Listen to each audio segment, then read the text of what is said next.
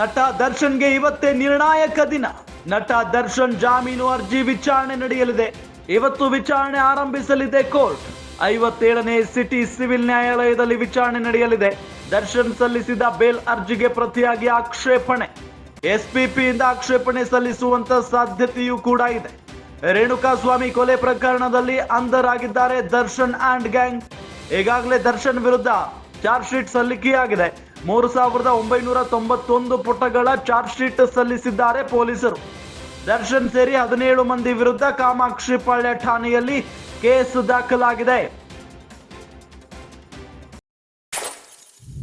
ಹಾಗಾಗಿನೇ ನಟ ದರ್ಶನ್ ಜಾಮೀನು ಅರ್ಜಿ ವಿಚಾರಣೆ ನಡೆಯುತ್ತೆ. ಇವತ್ತು ಅವರ ಜಾಮೀನು ಭವಿಷ್ಯ ನಿರ್ಧಾರ ಆಗುತ್ತೆ. ನಿರ್ಣಾಯಕ ದಿನ ಇವತ್ತು.